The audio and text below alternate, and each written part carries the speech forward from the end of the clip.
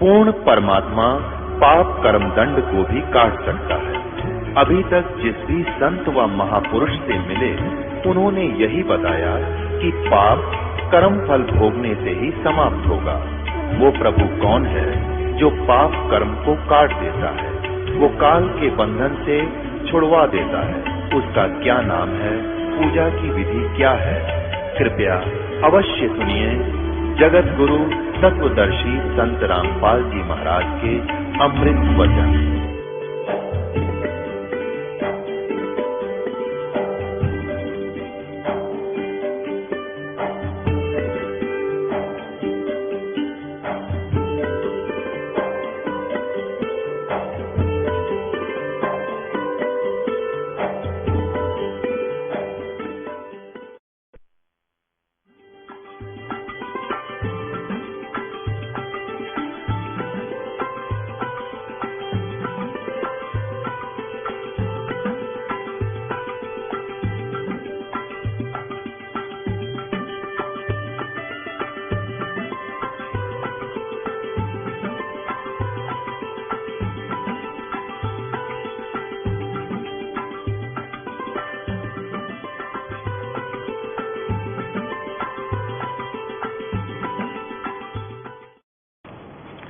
वह नाना प्रकार के आभूषण उसके श्री अंगों की शोभा बढ़ाते हैं।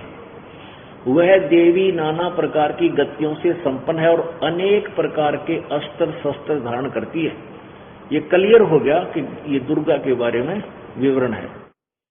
एकाकिनी होकर भी वह माया संयोग वसात अनेक हो जाती है। वे जो सदाशिव हैं, ये काल के बारे में, उन्हें परम पुरुष ईश्वर शिव शंभु और महेश्वर कहते हैं। वे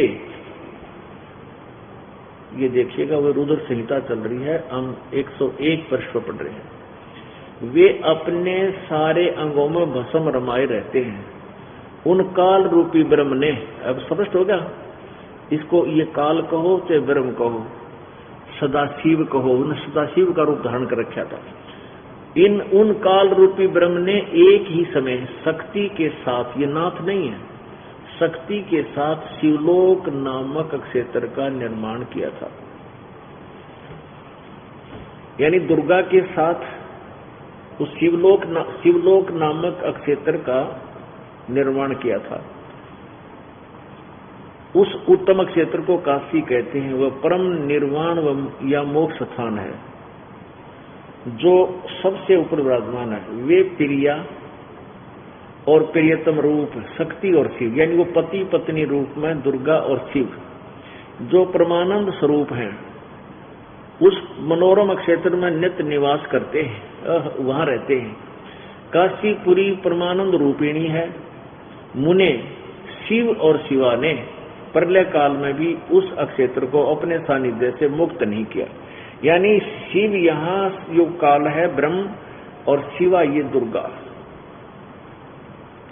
देव से एक समय उस आनंद वन में रमण करते हुए शिवा और शिव के मन में यह इच्छा हुई कि किसी दूसरे पुरुष की सृष्टि करनी चाहिए, और जिस पर यह सृष्टि संचालन का महान भार रखकर हम दोनों केवल काशी में रहकर इच्छा अनुसार विचरे और निर्वाण धारण करें।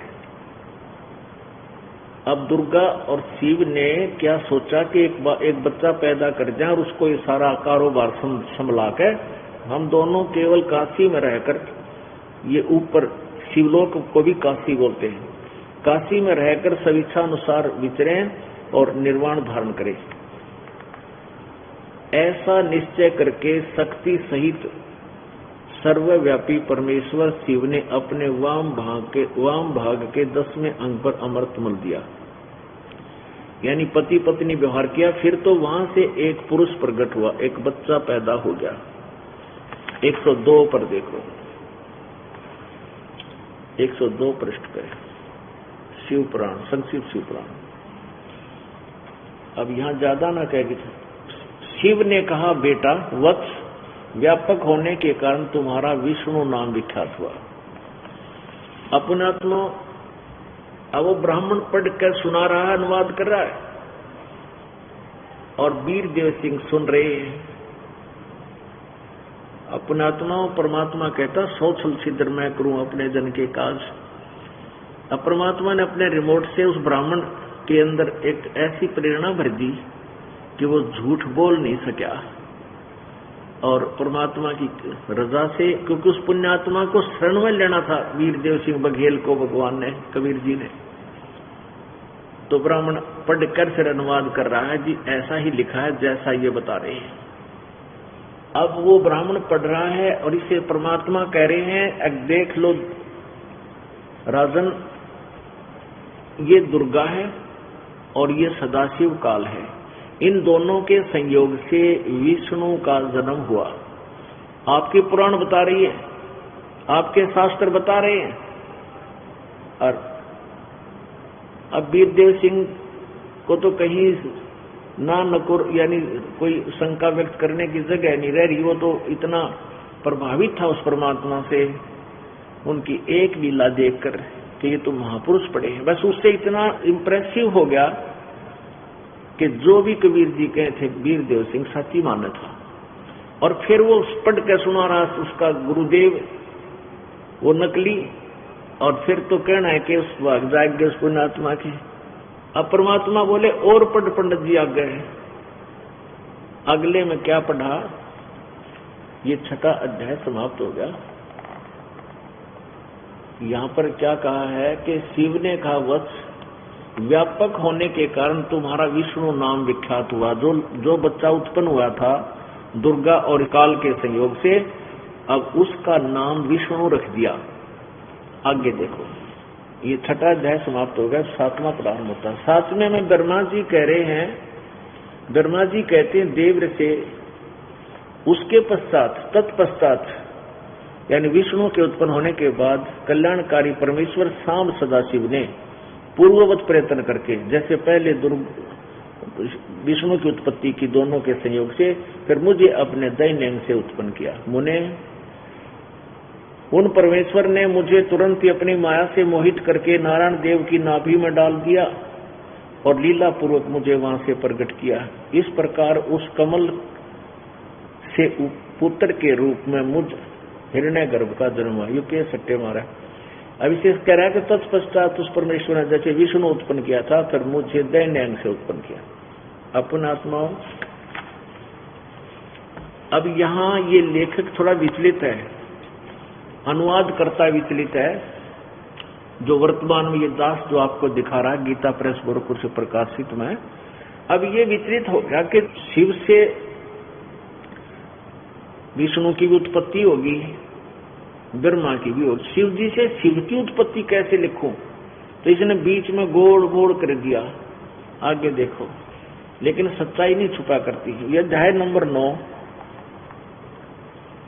अध्याय नंबर 9 रुद्र संहिता का, इसके लास्ट में लिखा कि इस प्रकार ब्रह्मा विष्णु और रुद्र इन तीन देवताओं में गुण है, परंतु शिव गुणातीत माने गए हैं। अब ये चार हो गए यहाँ पर, ब्रह्मा विष्णु और रुद्र, ये शिव, और इन तीनों देवताओं में तो गुण है, रजगुण ब्रह्मा है, सतगुण विष्णु, तमगुण शिव जी, परंतु ये शिव, ये काल, ये चौथा हो गया, इनसे गुणातीत माने गए। आगे देखो, इसी पुराण के प्रश्न नंबर 25-26 पे ये स्पष्ट करते हैं विद्वेश्वर संहिता में। ये देखिएगा, एक बार क्या हुआ कि ब्रह्मा और विष्णु जी का आपस में झगड़ा हो गया। किस बात पे हो गया कि ब्रह्मा जी कहता है विष्णु को कि मैं तेरा बाप हूं और तू मेरे से उत्पन्न हुआ है। विष्णु जी कहते हैं कि मैं तेरा पिता हूं और तू मेरे नाभि कमल से उत्पन्न हुआ है। इस बात पर दोनों लड़ पड़े, बहुत जबरदस्त युद्ध हुआ।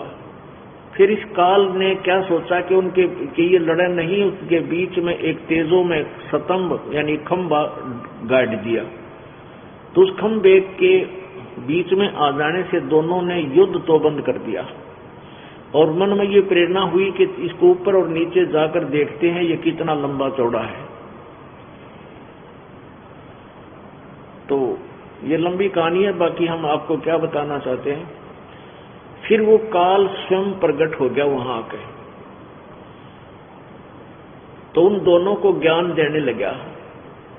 तो ब्रह्मा और विष्णु जी ने प्रश्न किया, उसका उत्तर देते हैं। हमने यहां पर यह देखना इतना कि ब्रह्मा विष्णु और महेश ये अलग हैं, ये इसके पुत्र हैं काल के, ब्रह्म के। हमने ये निष्कर्ष निकालना है इन सदग्रंथों से, जो परमात्मा कबीर जी हमें ज्ञान देना चाहते हैं, ताकि हम उस परमेश्वर को पहचान सके। हम इतना ही लेते हैं। ये प्रश्न नंबर 24 पे ये ब्रह्मा विष्णु दोनों लड़े थे, इनके बीच में यू स्तंभ खड़ा कर दिया।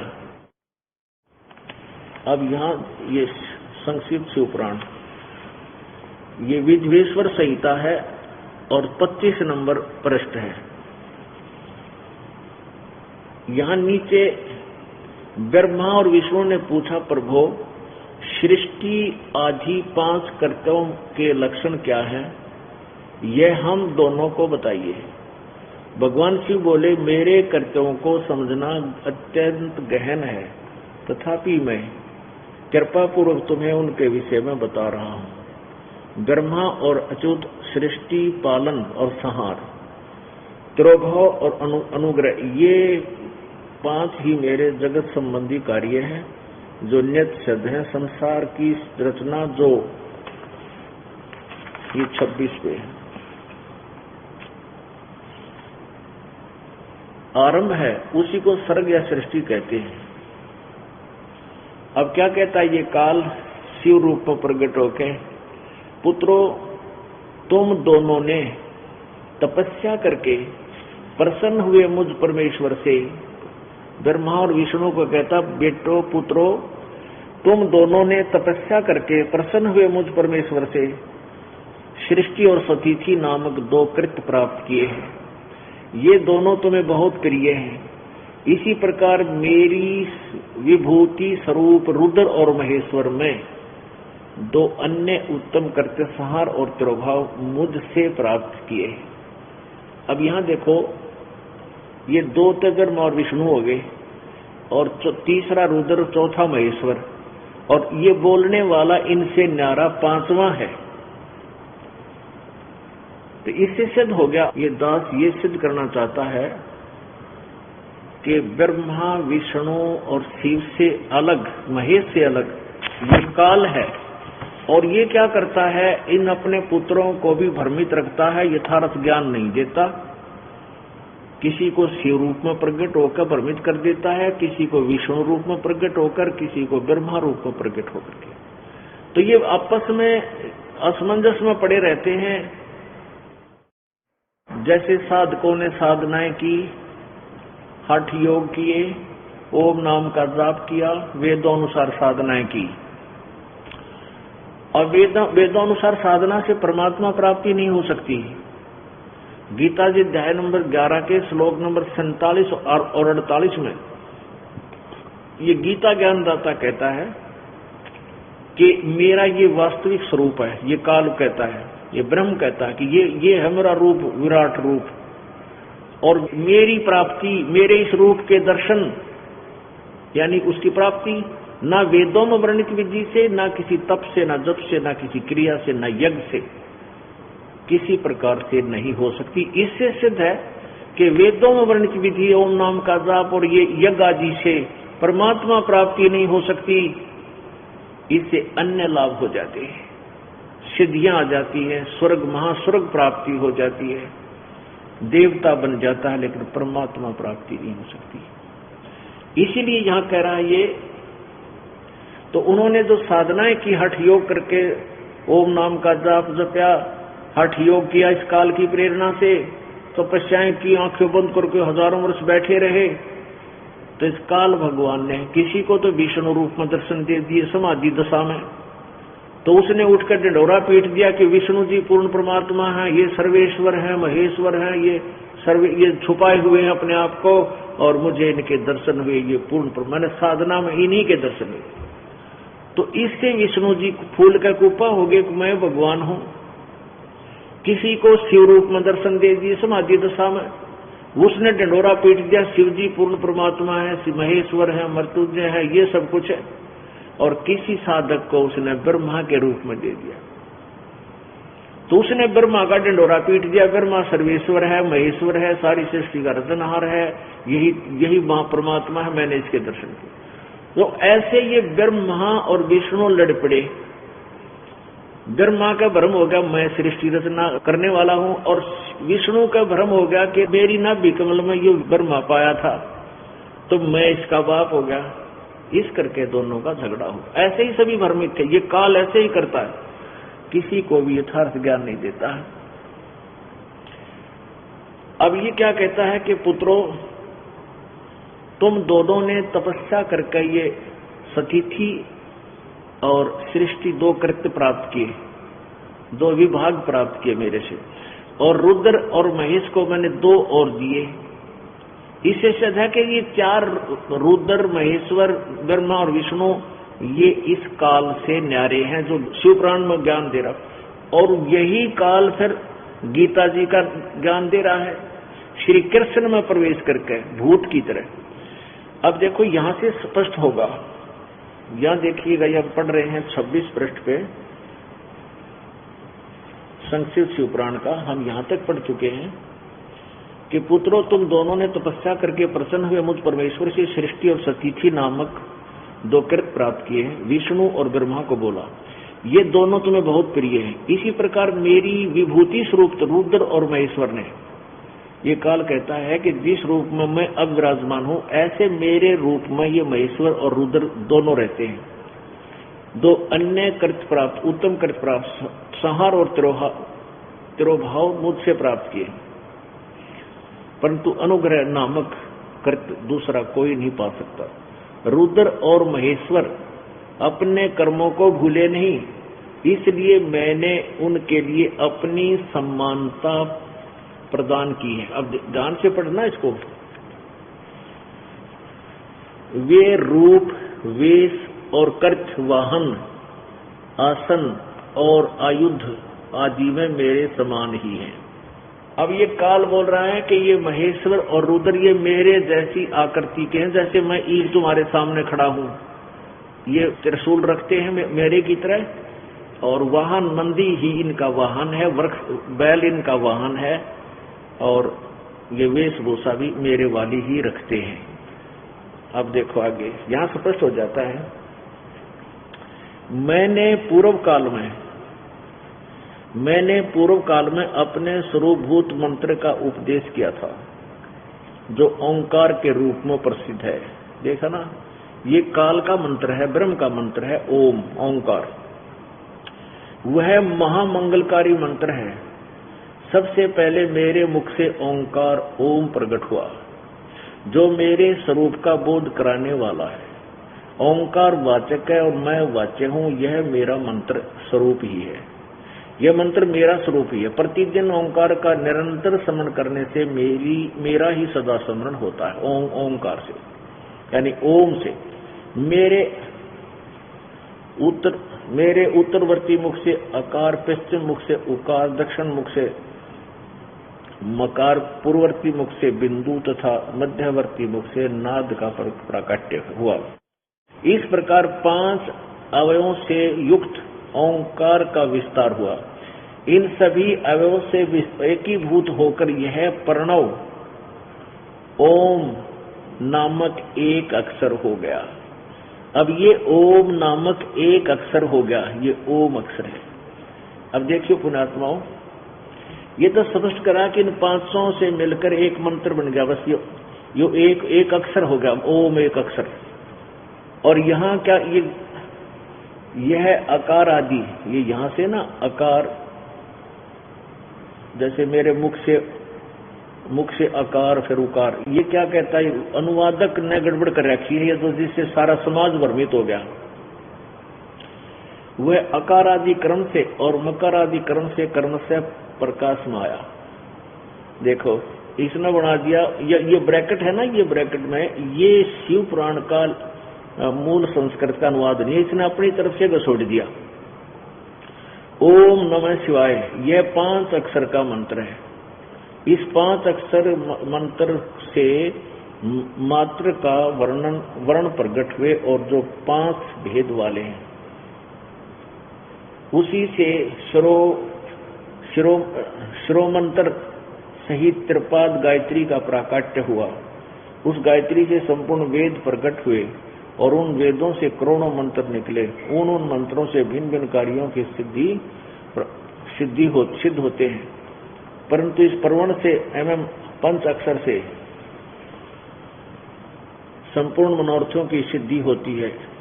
अब यहाँ इसने अनाड़ी ने क्या कर दिया कि ये 5 अक्षर, ये तो प्रकट कह रहे हैं कि इन मुख से अकार, पश्चिम मुख से पूर्व, मेरे उत्तरवर्ती मुख से अकार, पश्चिम मुख से उकार, दक्षिण मुख से मकार और पूर्ववर्ती मुख से बिंदु, मध्यवर्ती मुख से नाद का प्रकट। इस प्रकार ये 5 अवयवों से युक्त ओंकार का विस्तार हुआ।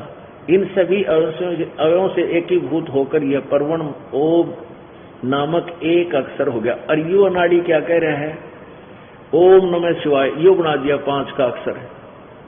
यह 5 अक्षर मंत्र है, ये इन ठोक दिया और इन बोली आत्माओं ने यू निकाल लिया ओम नमः शिवाय, ओम नमः शिवाय। अरे यू तीनों का मेरा एक ओम मंत्र और दूसरा मंत्र ही नहीं है, ये शिव पुराण का मंत्र नहीं ओम नमः शिवाय। ये इस अनुवादक ने अड़ा दिया डंगा।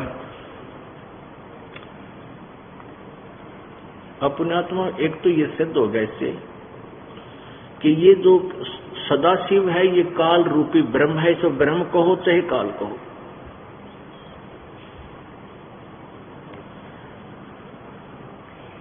अब वो ब्राह्मण पढ़ रहा है और वीरदेव सिंह बघेल ध्यान से सुन रहा है और परमात्मा की इस लीला से बहुत प्रभावित है कि ये अनपढ़ अशिक्षित बच्चे हैं, इसको दुल्हा अनपढ़ है, ये कोई ज्ञान नहीं जानता, अक्सर ज्ञान युक्त नहीं है और ये सारे सदग्रंथों को बता रहा है।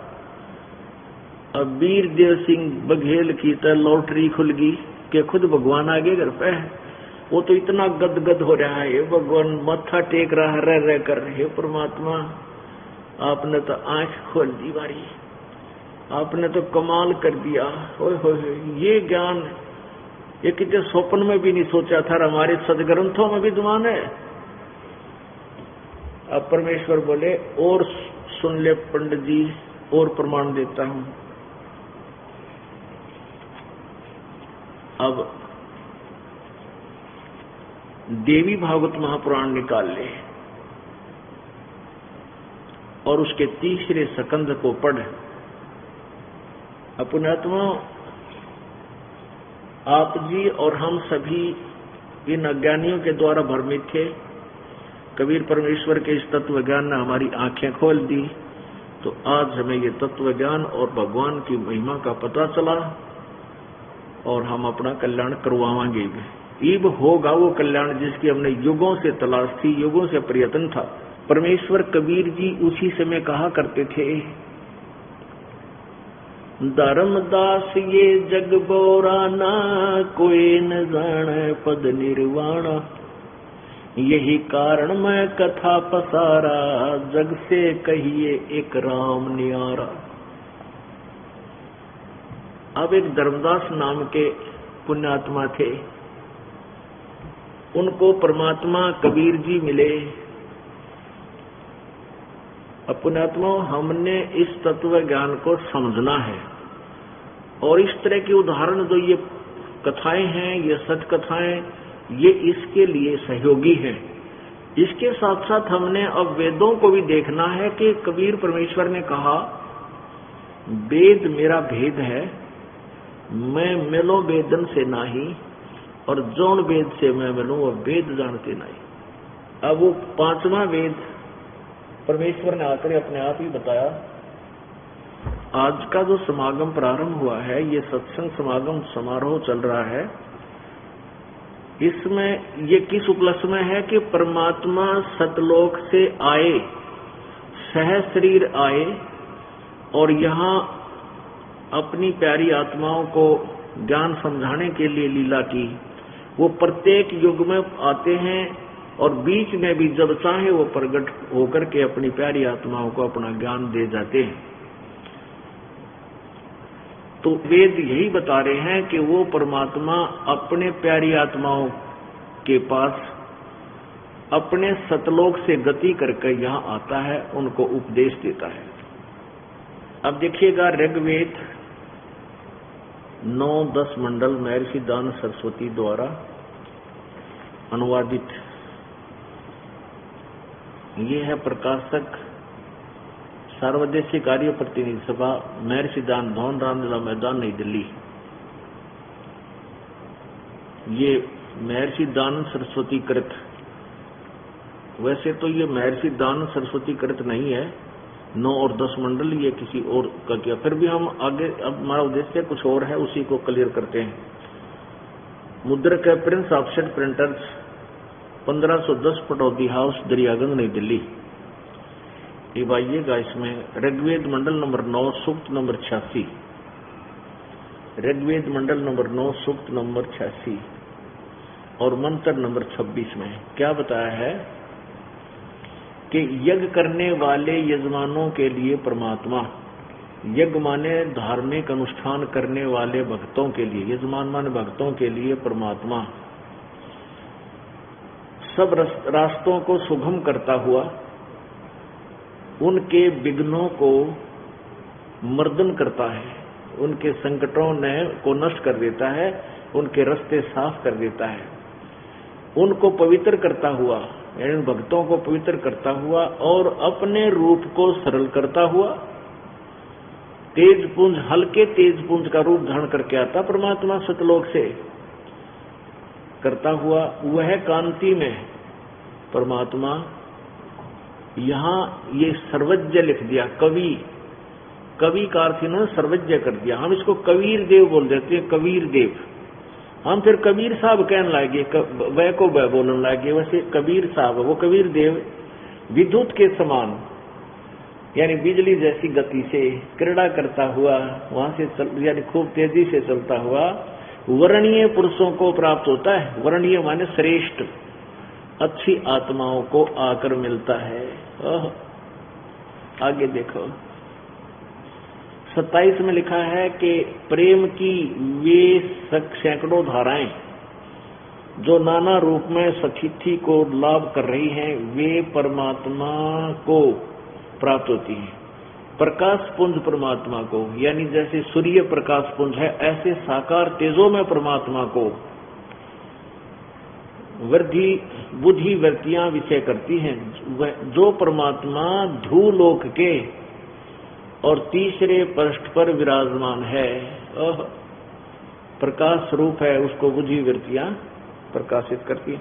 अब एक तो इसमें यह सिद्ध हो गया कि वो परमात्मा पूर्ण ब्रह्म अपने ध्रुवलोक के तीसरे स्थान पर, यानी किसी ऊपर के लोक में एक स्थान पर एक देशीय परमात्मा है, वहां विराजमान है और वहां से बिजली जैसी गति से बहुत अति शीघ्र गति से नीचे आता है और अपनी प्यारी आत्माओं, श्रेष्ठ आत्माओं को मिलता है।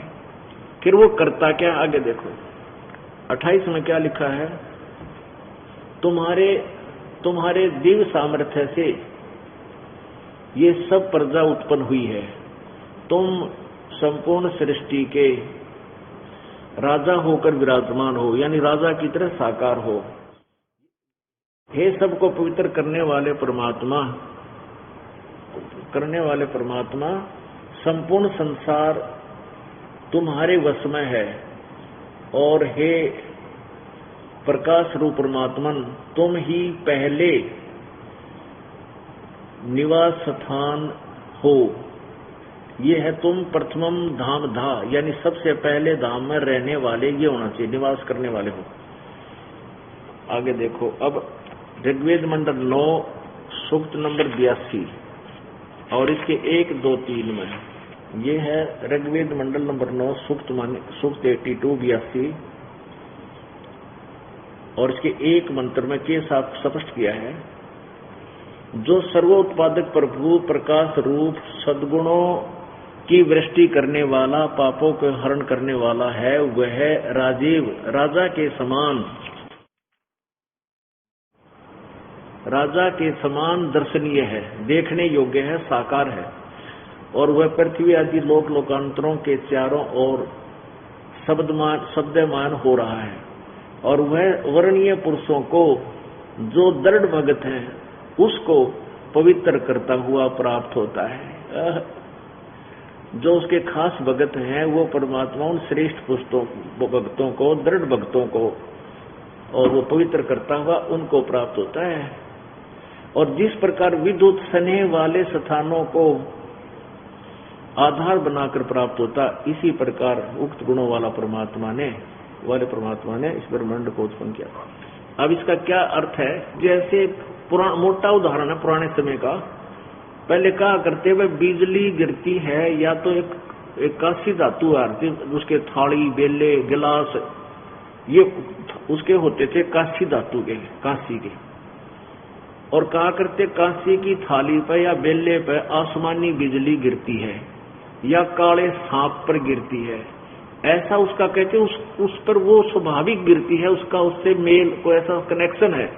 तो कहते जैसे वो बिजली आसमान वाला की विद्युत अपने स्नेह वाले उस जहां वो उसका अट्रैक्शन है वहीं जाती है इतनी स्पीड से, कहते ऐसे ही वो परमात्मा अपने उन प्यारे दृढ़ भक्तों को मिलता है जाकर के। फिर उनको किस लिए मिलता है? उपदेश करता है, उनको ज्ञान देता है। ये देखो ऋग्वेद मंडल नंबर 9 सूक्त नंबर 82 मंत्र नंबर 1 आपने पढ़ लिया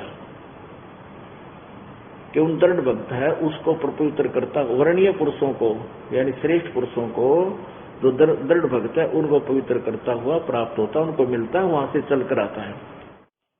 अब 2 मंत्र में क्या लिखा है कि हे परमात्मन, उपदेश करने की इच्छा से आप, यानी यथार्थ ज्ञान देने की इच्छा से आप महापुरुषों को प्राप्त होते हो, अच्छी आत्माओं को मिलते हो। आप अत्यंत गतिशील पदार्थ के समान हमारे आध्यात्मिक यज्ञ को प्राप्त होते हैं। अपने आत्माओं, इसमें ढेर सारे ऐसे प्रमाण हैं जिनसे ये स्पष्ट हो जाता है कि परमात्मा क्या लीला करता है, कैसे करता है। और देखिएगा मंडल नंबर 9 सूक्त नंबर 20 में मंत्र नंबर 1 में स्पष्ट किया है। ये देखिएगा ऋग्वेद मंडल नंबर 9 और सूक्त नंबर 20, इसका मंत्र नंबर 1 में ये इसमें लिखा है कि पर कबीर देव, ये कबीर देव है, कबीर देव, इन्होंने इसका क्या कर दिया? वह कवि मेधावी, कवि का अर्थ लिख दिया मेधावी। हम लिखते हैं कि वह कबीर देव है और सबका रक्षक है और विद्वानों की तृप्ति के लिए ज्ञान को देता है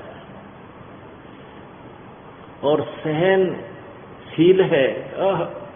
दिक्कत ही क्लियर कर रखा है, वो सहनशील है और संपूर्ण दुष्टों को संग्राम में तिरस्कृत करता है, यानी ज्ञान रूपी युद्ध में, ज्ञान के अखाड़े में सबको तिरस्कृत कर देता है, उनको हरा देता है।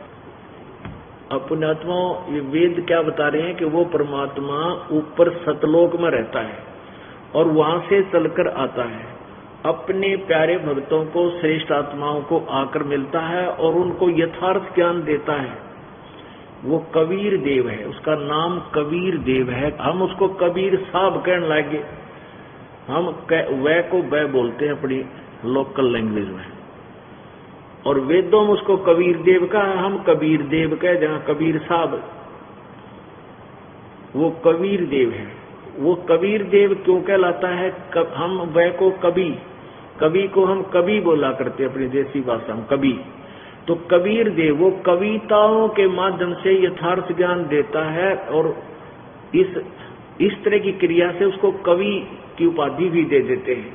तो वो कवि रूप में प्रकट परमात्मा, वो कबीर देव, कबीर साहब, वो कवि साहब बोलो, कवि साहब कह ले कवि, तो वो परमात्मा पूर्ण ब्रह्म है। वैसे कोई भी कवि सर्वज्ञ नहीं हो सकता,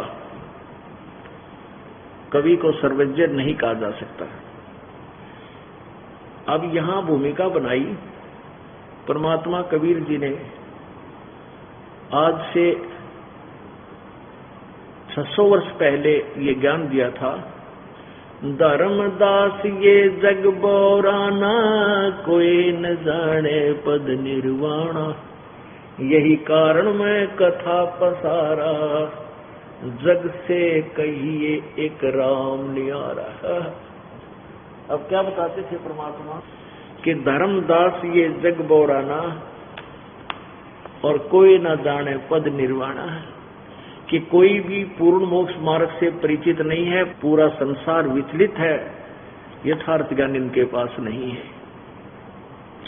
यही कारण मैं कथा पसारा, जग से कहिए एक राम नियारा, यही ज्ञान जग जीव सुनाओ, सब जीवों का भरम नसाओ। तो उन पुण्यात्माओं में से जिनको परमात्मा आकर मिले इस कलयुग में, उन दृढ़ भक्तों को, उन श्रेष्ठ आत्माओं को, उनमें से एक आदरणीय धर्मदास साहिब जी भी हैं। वैसे तो इस दास के नोटिस में जो ज्ञान में है, किन किन को वो पूर्ण परमात्मा आए अपना गवाह बनाने के लिए, और उन प्यारी आत्माओं ने परमात्मा को सचखंड में देखा, सतलोक में देखा, उस जहां पर ये रहता है, और उनकी आत्मा को फिर वापस छोड़ा प्रभु ने। फिर उन्होंने अपने अमृतवाणी रूप में वो एफिडेविट दे रखे हैं कि वो काशी वाला धानक, वो कबीर दुल्हा, ये पूर्ण परमात्मा है। उनमें से कौन कौन है? आदरणीय धर्मदास साहिब जी, आदरणीय मलकदास साहिब जी, आदरणीय दादू साहिब जी, आदरणीय गरीबदास साहिब जी। छुटानी एक गांव है, जिला झज्जर हरियाणा में। बादरगढ़ से झज्जर रोड पे एक दुल्हेड़ा गांव आता है। दुल्हेड़ा गांव से 2-2.5 किलोमीटर एक लिंक रोड जाता है, 1.5 किलोमीटर, वहां छुडानी गांव है। वहां पर संत गरीबदास जी जब 10 वर्ष के थे तो परमात्मा उनको मिले थे खेतों में आकर के, वो गऊ चरा रहे थे गरीबदास जी। उनकी आत्मा को शरीर से निकालकर ऊपर लेकर गए, सचखंड दिखाया, सतलोक दिखाया, सारा वर्णन ब्रह्मा विष्णु महेश की सतीथि से परिचित कराया, और गरीबदास जी को मृत जानकर चिता पर रख दिया गया था। उनको जलाने की तैयारी हो गई थी। उसी समय परमात्मा ने वो आत्मा वापस छोड़ दी। फिर गरीबदास जी ने अपने आंखों देखा, एक बहुत ही अनोखा वर्णन किया। जो ये ग्रंथ साहब रूप में ये पाठ चल रहा है, ये अमृतवाणी गरीबदास साहिब जी की है, जो लगभग अगर लगातार हम पढ़ें तो 48 घंटे में पूर्ण होती है, दिन रात अखंड पढ़ने से। इतना अमृत ज्ञान इसमें ये सूक्ष्म वेद लिखा हुआ है। और आदरणीय नानक साहिब जी, इनको परमात्मा मिले और इनको पूर्ण ब्रह्म मिले और सचखंड से परिचित कराया और वापस छोड़ा। ये वो श्रेष्ठ आत्मा थी, ये वो पुण्य आत्मा है जिनको परमात्मा आकर मिले और अपना साक्षी बनाया। उनमें से धर्मदास जी को मिले थे सबसे पहले कलयुग में, तो उनको बता रहे हैं अपना ज्ञान। धर्मदास ये जग बोराना, कोई न जाने पद निर्वाणा, यही कारण मैं कथा पसारा, जग से कहिए एक राम नियारा। यही ज्ञान जग जीव सुनावो, सब जीवों का भरम नसाओ। भरम गए जग वेद पुराना, आदि राम का भेद न जाना। ये सभी वेद और पुराणों तक सीमित हैं, इनको अच्छी तरह नहीं समझ सके, और ये इन्हीं उस पूर्ण परमात्मा से परिचित नहीं है। राम राम सब जगत बखाने, आदि राम कोई बिरला जाने। ज्ञानी सुने सो हृदय लगाई, मूर्ख सुने तो गम ना पाई। अब परमात्मा बता रहे हैं धर्मदास जी को कि जो कथा मैं तुझे सुनाने जा रहा हूं, ये ब्रह्मा विष्णु महेश के विषय में ये इनका कैसे जन्म हुआ। जो बुद्धिमान होंगे वो तो स्वीकार करेंगे, और जो मूर्ख हैं, जिन आंखों देखकर भी नहीं मानते, उनके सत्र का ज्ञान ये नहीं है। कुछ संक्षेप कहूँ गौराई, सब संशय तुमरे मिट जाई। भरम गए जग भेद पुराना, आदि राम का भेद न जाना। राम राम सब जगत बखाने, आदि राम कोई बिरला जाने। ज्ञानी सुने सो हृदय लगाई, मूर्ख सुने तो गम ना पाई। माँ अष्टंगी पिता निरंजन, ये दम दारुण वंशन अंजन। पहले कीन निरंजन राई, पीछे से माया उपजाई। माया रूप देख अति शोभा, देव निरंजन तन मन लोभा। काम देव धर्मराय सताए, देवी को तुरंत दरखाए। पेट से देवी करी पुकारा, हे साहेब मेरा करो उबारा। टेर सुनी तब हम ता आए, अष्टंगी को बन छुड़वाए। सतलोक में कीना दुराचारी, काल निरंजन दीना निकारी। माया समेत दिया भगाई, 16 शंख कोस दूरी पर आई। अष्टंगी और काल अब दोई, मंद कर्म से गए बिगोई। धर्मराय को हिकमत की न्या, नखरे का से भग कर लीना। धर्मराय की ने भोग विलासा, माया को रही तब आशा। 3 पुत्र अष्टंगी जाए, ब्रह्मा विष्णु शिव नाम धराए। ओए होए 3 पुत्र अष्टंगी जाए, ब्रह्मा विष्णु शिव नाम धराए। 3 देव विस्तार चलावे, इनमें यो जग धोखा खावे। परमात्मा ने 600 वर्ष पहले ये ज्ञान कहा था उस सच्चिदानंद घन ब्रह्म की वाणी में। कबीर वाणी में लिखा हुआ है, ये जो आज हमारे सदग्रंथों में विद्यमान पाया, पुराणों में पाया। और ये अज्ञानी अनाड़ी, ये गुरु जी हमारे ब्राह्मण जी, ब्राह्मण हमारे गुरु थे हिंदू धर्म के। ऋषि कहो, ब्राह्मण कहो, एक गुरु कहो। इन नकलिया नैना विरागर माँ विष्णु महेश की क्या सती थी। इनको अजरो अमर सर्वेश्वर महेश्वर, ये सारी सृष्टि करते नारायण के कोई माता पिता नहीं, इनका जन्म मृत्यु नहीं होता, ये तो ये बांड्या करते। और इनकी जीवनी में लिखा है कि जन्म और मृत्यु में है, इनकी जन्म मृत्यु होती है, ये अविनाशी नहीं है। इनके माता पिता लिखे हैं, वो हमें नहीं बता सके हमारे नकली गुरु। ये बैठा दिया हमारे पूर्वजों का, इन्होंने भूत बनवा दिया उल्टी साधना देकर, फिर उनके श्राद्ध निकलवाए, वो अपना पेट भरने का धंधा शुरू करवा दिया। ब्राह्मण वही होता है जो मार्गदर्शन गुरु पद पर होता है। ये दास जो है आज ब्राह्मण है, ब्राह्मण सोए जो ब्रह्म पछाणे। मेरे गुरुदेव जो थे वो प्रचलित, जैसे हम परंपरा दर देते हैं, ये ब्राह्मण है, ब्राह्मण। ब्राह्मण का अर्थ बहुत गहरा होता है।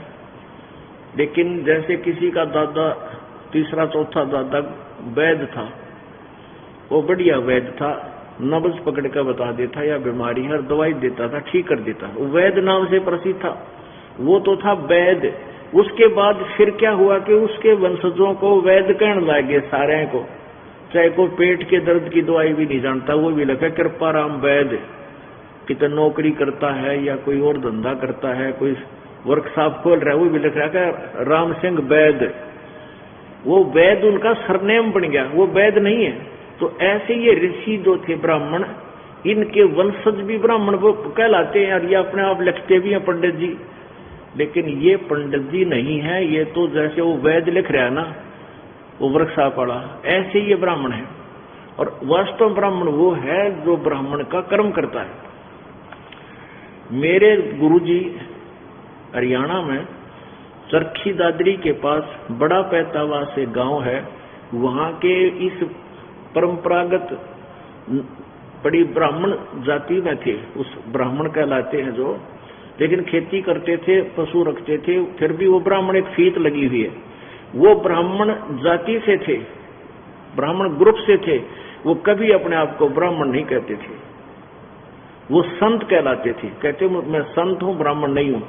और मेरे दादा गुरुजी यानी गुरुजी के गुरुजी छावला गांव है दिल्ली में, उस छावला गांव के जाट थे, और उन्होंने काशी विद्यापीठ से वो पढ़ाई की थी, जिससे वो 4 विषय के आचार्य बन गए थे। वो अपने आप को पंडित चिदानंद नाम से बोला करते थे। वो पंडित कहलाते थे। आज भी उन हमारे दादा गुरु जी का आश्रम खरखोदा, जिला सोनीपत, खरखोदा तहसील में, खरखोदा के पास गोपालपुर गांव है, उसमें भी वो आज आश्रम विद्यमान है। पंडित चिदानंद आश्रम, उनका नाम था चिदानंद, और वो जाट होते हुए पंडित कहलाते थे, और हमारे गुरु जी ब्राह्मण होते हुए अपने को ब्राह्मण नहीं कहते थे, संत रामदेवानंद, स्वामी रामदेवानंद। तो पुण्यात्माओं, हम आज अभी तक इस तत्व ज्ञान से परिचित नहीं है, इसलिए तो कहने का भाव ये है कि उन ब्राह्मणों को कहा जा रहा है जो गुरु पद पर थे और यथार्थ ज्ञान से अपरिचित थे और सबको भ्रमित कर गए। अब क्या कह रहे हैं कि वो परमात्मा उसी समय बताया करते थे, मां अष्टंगी पिता निरंजन ये जम दारुण वंशन अंजन। ज्योति निरंजन कहो, चाहे काल कहो, चाहे इसको ब्रह्म कहो, और इसको धर्म राय भी बोलते हैं। इसने कहा था मैं धर्म का राज कराया करूंगा, जो जैसा करेगा वैसे ही उसको फल दूंगा, जैसा कर्म करेगा वैसा ही फल दूंगा। इसलिए धर्मराय की पदवी भी इसी को प्राप्त है, लेकिन नकली। तो क्या बताते हैं कबीर साहब, माया रूप देख अति शोभा, देव निरंजन तन मन लोभा। ये एक सृष्टि रचना की लंबी कहानी है, अब समय इतना नहीं है, वो कल या परसों जब भी समय मिलेगा आपको सुनाएंगे, पूरा विस्तार से सुनाएंगे। यहाँ तो हम अपना उद्देश्य को ले रहे हैं कि कबीर परमात्मा ने ये कहा था कि इस काल ने और दुर्गा के संयोग से इन ब्रह्मा विष्णु महेश का जन्म हुआ। माया को रही तब आशा, तीन पुत्र अष्टंगी जाए, ब्रह्मा विष्णु शिव नाम धराए। ये तीन पुत्र दुर्गा ने उत्पन्न किए और ज्योति निरंजन के संयोग से तीन देव विस्तार चलावे, इनमें यू जीव धोखा खावे। कहते इस काल के तीन पुत्र हैं, रजगुण ब्रह्मा, सतगुण विष्णु, तमगुण शिव जी, और ये इस काल के ढमढमे ने इस सारे न चला रहे हैं, और इन्हीं की पूजा में सारा संसार धोखा खा रहा है। ये काल के पुत्रों की पूजा करके अपना जीवन व्यर्थ कर रहा है। अपने आत्मा, ये तो दास ने कबीर परमात्मा की वाणी 600 वर्ष पुरानी सुना दी आपको, और जो प्रथम बार सुनता है उसके मन में एक बार ये अटैक होता है कि भाई ये तो सिद्ध है, जो हजू का है ब्रह्मा विष्णु महेश, भगवान को ना, ये दास नहीं कह रहा, परमात्मा कबीर जी ने कहा 600 वर्ष पहले, और हमारे पुराण बता रहे हैं उसी को ज्यों का त्यों कि ज्योत निरंजन ये काल कह रहा है इस विष्णु और ब्रह्मा को कि तुम भगवान नहीं हो। शिव पुराण में लिखा, आपको दिखाता हूं। प्रसंग वही है कि एक बार ब्रह्मा और विष्णु जी का इस बात पर झगड़ा हो गया, ब्रह्मा का मैं तेरा बाप, विष्णु का मैं तेरा बाप। तो उनका बीच बचाव करने के लिए ये काल प्रकट हो गया सदा शिव रूप में, शिव जी के रूप में। अभी आपको दिखा कि ये स्वयं कहता है कि ये रुद्र और महेश तो मेरा रूप धारण कर लेते हैं, मेरे जैसा इन हथियार रखते हैं, त्रिशूल, और मेरे जैसा वाहन है इनका, मेरे जैसी वेशभूषा, मुझसे मिलते जुलते हैं। ये सिद्ध करने के लिए कि कबीर परमात्मा ने 600 वर्ष पहले कहा था, गुण तीनों की भक्ति में ये भूल पड़ो संसारे, कह कबीर निज नाम बिना ये कैसे उतरे पार। तीनों गुण की भक्ति में, रजगुण ब्रह्मा, सतगुण विष्णु, तमगुण शिव जी की भक्ति में भूल रहा संसार, और कह कबीर निज नाम बिना भाई कैसे उतरो पार। उस वास्तविक मंत्र के बिना तुम पार कैसे होगे। इन तीनों गुणों की भक्ति को गीता जी अध्याय नंबर 7 के श्लोक नंबर 12 से लेकर 15 में रिजेक्ट किया है कि त्रिगुणमयी मेरी माया बड़ी दुस्तर है, रजगुण ब्रह्मा, सतगुण विष्णु, तमगुण शिव जी, इसका फैलाया हुआ जाल ये बड़ी खतरनाक है, और जो जिनकी माया के द्वारा जिनकी बुद्धि हरी जा चुकी है, यानी जो ब्रह्मा विष्णु महेश, रजगुण ब्रह्मा, सतगुण विष्णु, तमगुण शिव जी से ऊपर किसी को भगवान नहीं मानते, उनसे अतिरिक्त किसी की पूजा नहीं करते, वो राक्षस स्वभाव को धारण किए हुए मनुष्यों में नीच दुष्कर्म करने वाले मूर्ख, जो गीता ज्ञान दाता कहता है मेरी भक्ति भी ना करते, ब्रह्म साधना भी नहीं करते। पुण्यात्मा यही परमात्मा कबीर जी कह रहे हैं और यही हमारी गीता जी बता रही है, ये पुराण बता रही है। तो 600 वर्ष पहले कबीर जी ने जो ज्ञान दिया था उसका समर्थन आज ये पुराण कर रहे हैं, जिन पुराणों को पवित्र हिंदू धर्म एक यथार्थ शास्त्र मानता है। उस यथार्थ शास्त्र के ज्ञान से भी हम परिचित नहीं करवाए उन नकली गुरुओं और ऋषियों और महर्षियों ने, जो नकली थे और परमात्मा के दुश्मन थे। कबीर जी के यथार्थ ज्ञान को उन्होंने इसका ये कहकर दबा दिया कि कबीर है, शिक्षित है, ये संस्कृत नहीं जानता। तो इस बात का सब का असर हो गया, सब पुण्यात्मा ने स्वीकार कर लिया कि कबीर जी संस्कृत नहीं जानता, इसलिए ये हमारे गुरु जी हैं, ये संस्कृत जानते हैं, ये गीता और वेदों और पुराणों को सही समझे हुए, ये जो कह रहे वही ठीक है, ब्रह्मा विष्णु में इस अजर व अमर है, ये पूर्ण परमात्मा है। अब देखिएगा, ये है शिव महापुराण प्रथम भाग। ये कहां से प्रकाशित है? श्री शिव महापुराण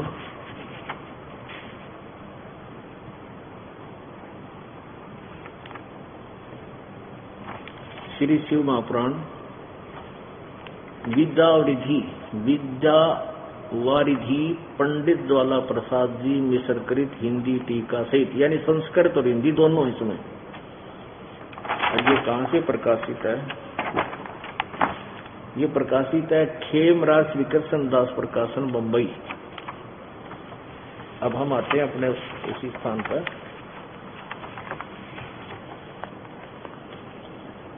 ये ब्रह्मा और विष्णु जी का एक बार युद्ध हो गया। ये देखिएगा शिव पुराण प्रश्न नंबर 17, इस शिव पुराण के विदेश्वर संहिता भाग 1 अध्याय नंबर 9 का। और हम यहां से पढ़ रहे हैं कि नंदिकेश्वर बोले, इस प्रकार भगवान ने उन नम्र हुए ब्रह्मा और विष्णु पर अनुग्रह करके उनके युद्ध में परस्पर उनकी सेना जो मारी गई थी उसको अपनी शक्ति से जीवित कर उठाया। उस शक्ति में अमृत की धारा रहती है। उन दोनों की अज्ञानता और वैर को दूर करने के लिए अर्थ दोनों से कहा। फिर क्या बोला वो काल दोनों के बीच में आ गया, तो आपस में झगड़े थे। मेरे सकल और निष्कल भेद से दो स्वरूप हैं, परंतु और ईश्वर नहीं। ये काल कहता है और कोई भगवान नहीं, मैं ही परमात्मा हूं।